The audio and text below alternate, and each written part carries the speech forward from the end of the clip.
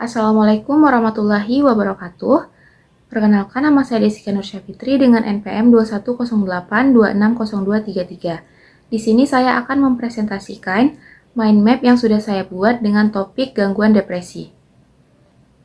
Baik, yang pertama, untuk definisinya sendiri, gangguan depresi ini termasuk ke dalam gangguan mood, yaitu keadaan atau kondisi emosional yang ditandai dengan hilangnya minat dan kesenangan yang berlangsung sekurang-kurangnya dalam waktu 2 minggu.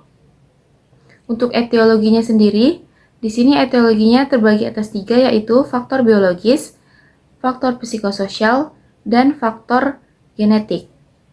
Untuk faktor biologis, secara psikodinamik, depresi ini terjadi karena hilangnya suatu objek yang berarti bagi individu atau merupakan kejadian yang nyata atau bisa jadi hanya imajinasi individu. Nah, depresi lebih mungkin terjadi pada masa remaja daripada masa kanak-kanak. Dan remaja putri memiliki tingkat depresi yang lebih tinggi dibandingkan remaja putra. Gangguan depresi secara biologis ini merupakan terganggunya regular system monoamin neurotransmitter yang termasuk norepinefrin dan serotonin. Kemudian untuk faktor genetik, meskipun penyebab depresi tidak dapat ditentukan secara pasti, tetapi faktor genetik mempunyai faktor terbesar. Nah, bila salah satu orang tua itu menderita depresi, maka kemungkinan besar anaknya itu berisiko mengalami depresi, yaitu sebesar 2 kali lipat. Kemudian, untuk faktor psikososial yang dapat menyebabkan depresi ini meliputi peristiwa kehidupan dan stresor lingkungan, kepribadian psikodinamik, kegagalan yang berulang, dan kognitif dan juga dukungan sosial. Kemudian untuk manifestasi klinis dari gangguan depresi ini bisa disingkat dengan CGCAPS.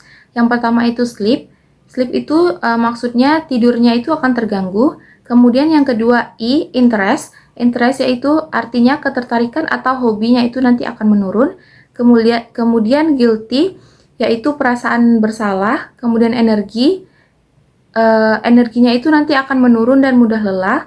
Kemudian untuk konsentrasi itu konsentrasinya menurun. Appetite, selera makan berkurang. Psikomotor retardation itu psikomotornya nanti akan melemah. Dan suicide itu bunuh diri. Kemudian gejalanya ini nanti terbagi atas 2, yaitu gejala umum dan gejala tambahan. Nah, untuk gejala umumnya itu ada 3, yaitu mood depresif, kehilangan minat dan kegembiraan, kemudian berkurangnya energi yang menunjukkan individu mengalami keadaan mudah lelah. Untuk gejala tambahannya sendiri yaitu konsentrasi dan perhatian yang berkurang, harga diri dan kepercayaan diri yang berkurang, kemudian adanya gagasan tentang rasa bersalah dan tidak berguna, kemudian pandangan masa depan yang suram, dan gagasan atau perbuatan yang membahayakan diri sendiri atau bunuh diri, dan juga gangguan tidur, nafsu makan yang berkurang. Kemudian, untuk menegakkan diagnosis dari gangguan depresi ini, ada kriteria PPDGJ 3 berdasarkan dari gejala utama dan gejala tambahan yang tadi sudah saya sampaikan. Untuk yang pertama itu, pada episode depresif ringan, itu minimal ada 2 gejala umum dan 2 gejala tambahan yang sudah berlangsung secara 2 minggu. Kemudian ada episode depresif sedang, minimal 2 gejala umum ditambah 3 gejala tambahan yang sudah berlangsung selama 2 minggu. Dan juga kemudian episode depresif berat tanpa gejala psikotik. Nah, untuk kriteria ini dia harus 3 gejala utama ditambah 4 gejala tambahan yang sudah berlangsung 2 minggu. Untuk yang episode depresi berat dengan gejala psikotik itu memerlukan kriteria episode yang depresi berat namun disertai waham, halusinasi, dan juga stupor depresif.